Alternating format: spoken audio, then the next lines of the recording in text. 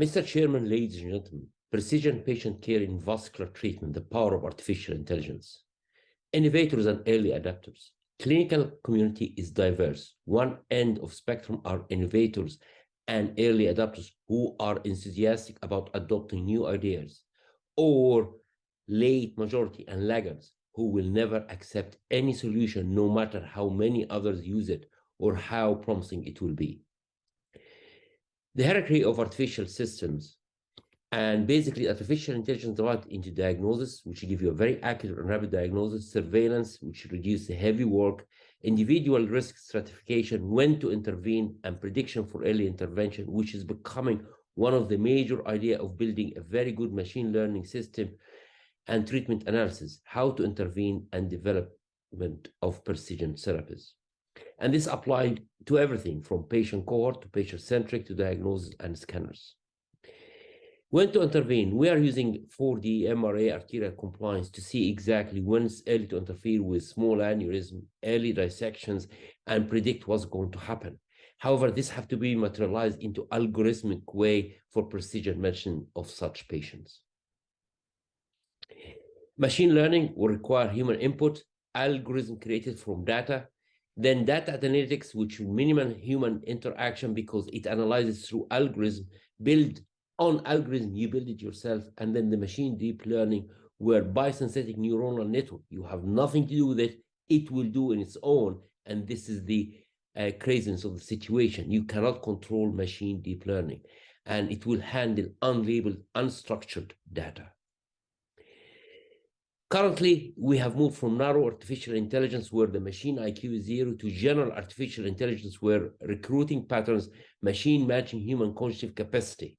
However, super artificial intelligence, we haven't reached that yet, but we're getting there. It allows machine superpassing its cognitive capacity and self-learning. The fifth cardiovascular revolution, it's essential to understand that with time, artificial intelligence, intelligence swarming, and knowledge center services will grow exceptionally in cardiovascular medicine. The significant economic burden associated with its initial implementation will decrease not only over time, but also the return on investment will be worth the initial capital buy-in. We'll take an example of diagnostic errors with lethal outcome. Aortic dissection is a time-critical medical emergency with an 80% survival rate when diagnosed and treated on time. However, more than 167,000 people lose their life to aortic disease every year. 50% with aortic dissection are misdiagnosed. 33% actively treated for the wrong condition, and 11% cardiovascular maternal deaths due to aortic dissection. See how far we in diagnostic. Six Sigma for a very complex. We just launched the first VFAARM with a bifurcated graft. And as you can see that we go with Six Sigma, we don't go from 1 to 2 except when we have done first. We don't go from 11 to 12 except we have done 11 first. Regardless, you don't change. When you have this, the amount of mistakes goes to less than 0.01. Yeah. Healthcare system have a lot to learn from other industries. Six Sigma, like what to use in the aviation industry, that employ best practices to build robust AI algorithm solution to enhance efficiency and provide seamless workflow. You have to avoid errors, and the biggest errors you ever have is when you are under extreme undue stress during big surgeries. IVAR in 2022, inconsistent information management, whatever you tell me is inconsistent. You have a bad reg, bad SHO, bad assistant, and bad implantation, wrong graft in the room. There's a lot of problem that you can live off your control. And lost information, unavailable information, and incomplete information give you a lot of errors. Artificial intelligence improve aortic surveillance. AI assistant reduce radiological reporting time for aneurysm follow-up by 63%, aortic dissection, and aortic prediction of re-intervention. All IVAR grafts fail due to obsolete passé technology, and you know about that. All of you have this major problem with these failing grafts, and you don't know what's going and what happened, and we have to start preventing this. And the only way to do that is to look at the pattern of presentations. FIVAR carries greater re-intervention risk than open surgical repair, with implication for cost effectiveness. Patient who underwent a secondary intervention for type 2 endoleak done worse, and it reinforced the need for conservative treatment of type 2 endoleak. Patient in high score group had more implanted-related complications. So if you have a complex CVAR, you better do it open. Endovascular aneurysm sealing with polymer-filled endobags had failed because of lack of proper regulation system in Europe and in the United States. The CE marking and the FDA have failed us. Again, let's apply just the middle of the road. General artificial intelligence will be looking for recurring patterns, machine matching human cognitive capacity. So the first thing that we like to see is how to diagnose the problem. And this is, we have mastered the prone contrast enhanced computed tomography angiography PASA, where we get the patient, put him on his face in order to allow identification of the type of endoleak, so that you don't say that it's a type 4 or type 5 or concealed endoleak. There is definitely a problem.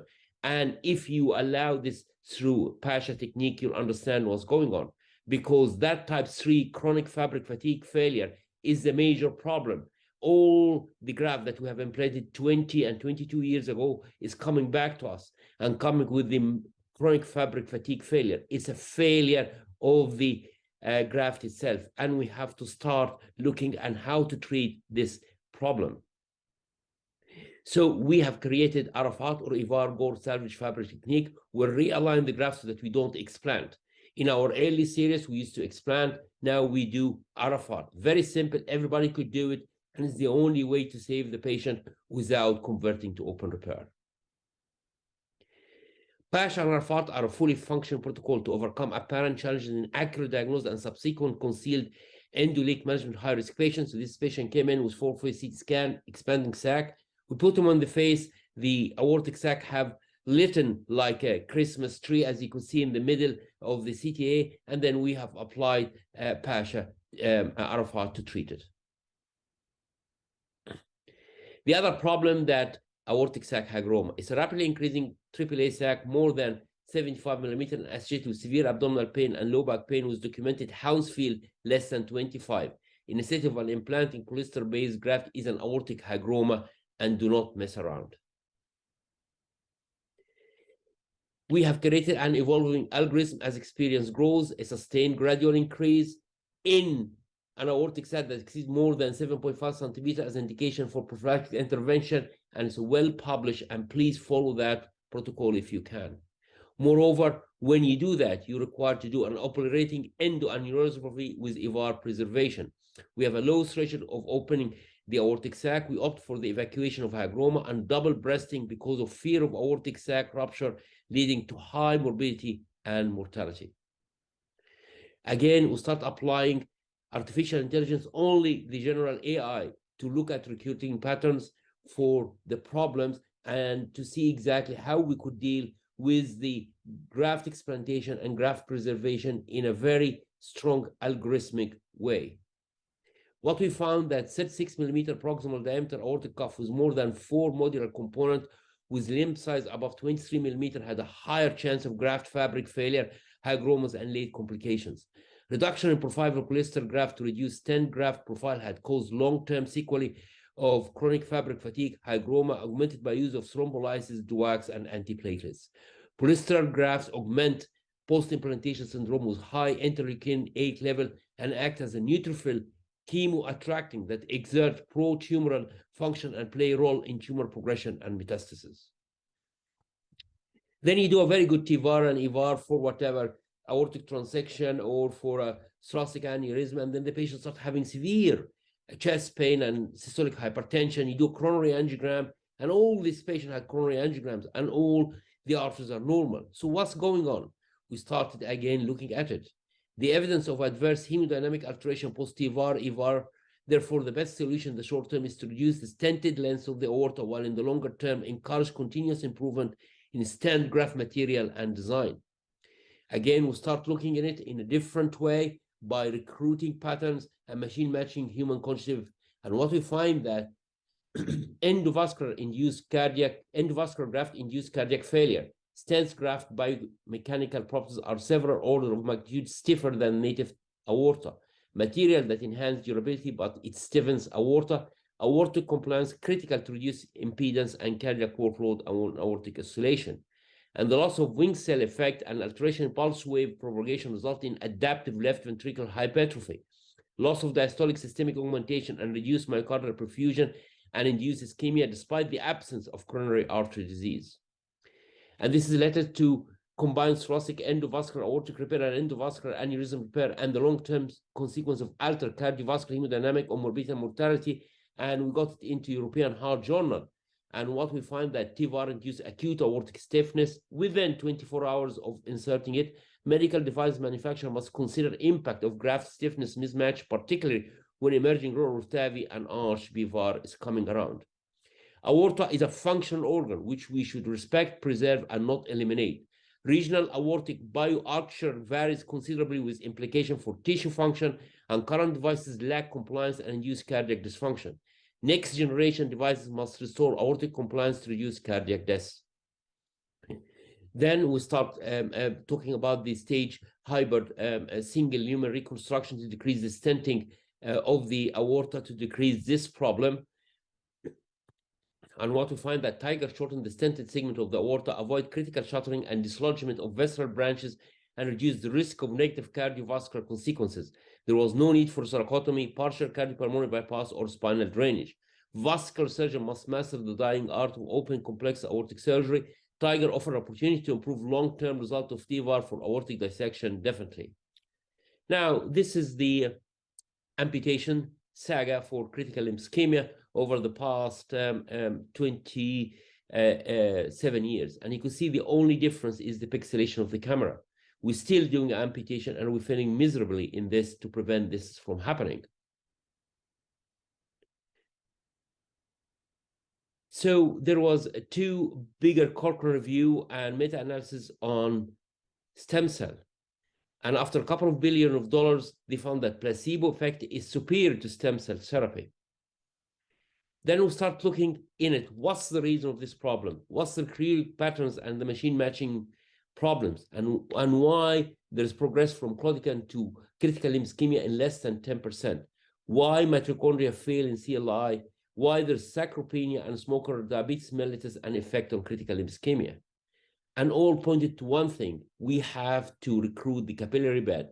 Capillary bed recruitment promotes healing and improves limb salvage when revascularization options are unavailable or exhausted, and when established treatment alternatives are lacking.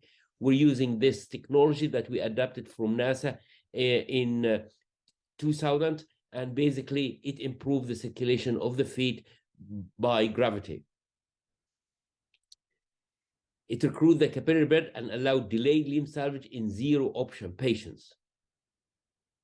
However, there's still some patients require something else, and that's why we started to do DVAR post capillary bed recruitment. The patient comes in, have the arteries, and do a bypass from the distal aorta, as you could see in here, up to the anterior tibial and do an AV fistula. And we started doing this in and out and becoming a routine practice for patients coming in with acute thrombosis for COVID, because it's the only way to save the leg for patients who were previously all right. Trying to do a thrombectomy is a waste of time. The continuous failure of intravenous TPA is a major concern for all of us, because it doesn't work when you have this cheesy material in the common carotid, and it's only help less than 4%. Believe it or not, the intravenous TPA only help less than 4%. Evidence since systemic review and Cochrane review on carotid disease. And what we find that if we start looking at recurring pattern, patient comes to you late and people throw the towel. No, there's still some sort of a way. We get the patient in and freeze them, do a normal carotid, but we freeze them. We drop the temperature to 32 degrees, give phenobarbital to arrest the brain so that the isoelectric brain waves, only activity picked up in the forehead is the ECG. We arrest the brain as if you're giving adenosine. We give phenobarbital plus freezing the patient. And we started doing these cases, and now we have surpassed 100 cases doing it with this triple neuroprotection. And all this patient comes in totally, utterly ranking score very bad. They recover within 24 hours after we keep them in the ICU. Now, patient coming with acute carotid thrombosis post-COVID, do not do anything. Open the patient, do a bypass. The artery is diseased. There's vasculitis in it. You will never be able to do a TPA or anything for this. Open, do a bypass is the only way to save this patient, if there's any way. Despite the absence of control study to compare surgery or endovascular therapy in patients who failed antithrombotic therapy, carotid surgery in young patients can be justified as a personalized precision approach given high morbidity and mortality in young age. And when we do the patient, we get them ventilated to the intensive care unit. As you can see, the patient has the tube out of her mouth and she's texting her boyfriend, and all the patient keep them until they warm up and the phenobarbital totally goes off the body and they expiate themselves, and they do very well and they start mobilizing. The fifth cardiovascular revolution, AI will impact radiology, pathology, and general medicine, first leading to image and clinical pathway to be solely managed by machines. We can foresee that AI and big data analysis technology will extensively influence our cardiovascular clinical practice within 5 years and will augment patient care efforts. AI and big data analysis will improve scarce healthcare resources with personalized precision patient management plans. It will inform and impact policies and guidelines. It will expertise clinical trials with no more human guinea pig scenario. Again, artificial intelligence, and we are only applying the general AI. We have to create the commander. Current medical education is antiquated. AI and big data will pioneer a new division in medicine. This professional hybrid physician, part computer engineer, and data scientist will increasingly embark on new role and shift from oracle to counsel to the commander, physician, computer engineer, and data scientist. Over time, human clinician will gear towards job plans and tasks that allow for uniquely human skills like integration, empathy, and persuasion. Healthcare providers who will not join the fifth cardiovascular revolution will ultimately lose their jobs over time. Creation of AI-empowered healthcare specialists is crucial for a brighter, sustained green future. Understanding algorithmic creation as a medical practitioner will rely heavily on contemporary technology, which might not always perform as expected. Algorithm training is mandatory to abolish and lessen the risk of bias. Thank you so much for the opportunity to present on precision patient care in vascular treatment.